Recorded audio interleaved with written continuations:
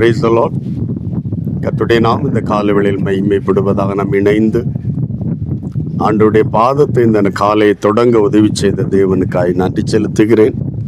இந்த நாளிலும் சங்கீதங்களின் புஸ்தகம் 103 அதிகாரம் அதனுடைய 12வது வார்த்தையை வாசிக்கிறேன்.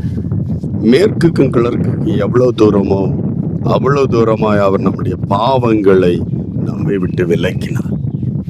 ஆண்டவர் தெய்வ பிள்ளைகளுக்கு மனுப்புத்தருக்கு ஒட்டுமொத்தமாய் செய்த முதல் மிகப்பெரிய ஒரு ஆசீர்வாதம் என்பது பாவங்களை நம்மை விட்டு விலக்கினது.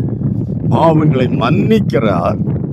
பாவம் நம்மை தொடராதபடி, பாவத்தின் அந்த தண்டனை நம்மை மேற்கொள்ளாதபடி, பலம் செய்யாதபடி, அந்த பாவத்தை மேற்குக்கு கிழக்குக்கு எவ்வளவு தூரம் அவ்வளவு தூரமாய் அந்த பாவத்தை நம்மை விட்டு விலக்குகிறார்.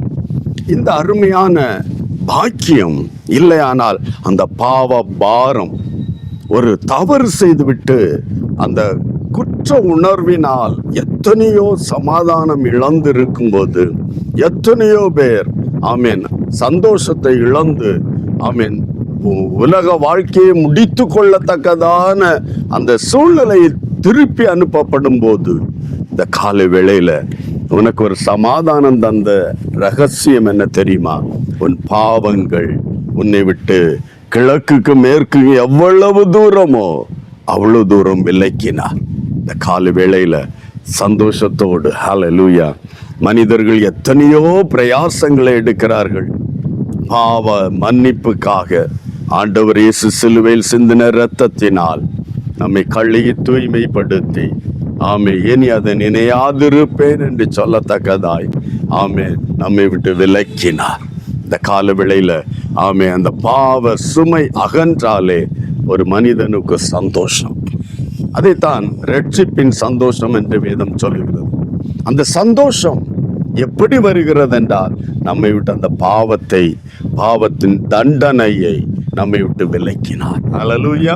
ஆகவேதான் நாம் சந்தோஷத்தோடு யாமே மகிழ்ச்சியோடு ஆண்டவரை ஸ்தோத்தரிக்கிறோம், ஆண்டவரை துதிக்கிறோம், ஆண்டவரை சேவிக்கிறோம்.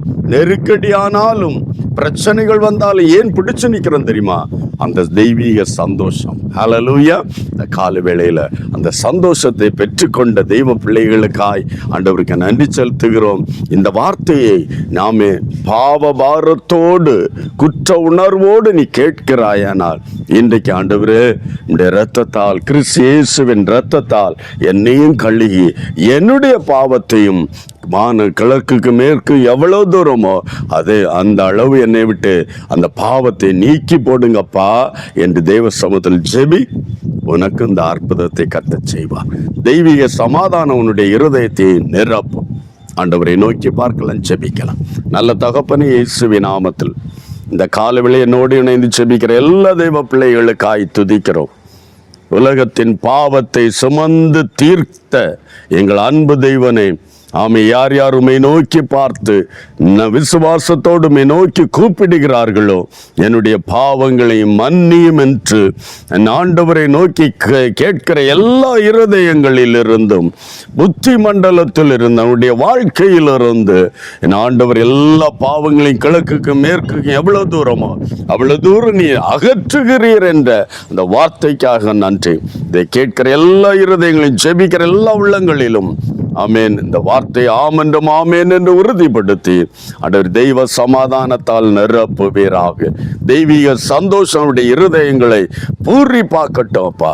அற்புதம் செய்வீராக. கர்த்தர் அப்படி செய்யப்படுறதுக்காய் நன்றி. இயேசு கிறிஸ்துவின் நாமத்தில் பிதாவே, ஆமேன் ஆமேன். உன்னுடைய பாவங்களை உன்னை விட்டு விலக்குகிற தேவனுக்காய் நன்றி சொல்லுவோம். God bless you. Praise the Lord.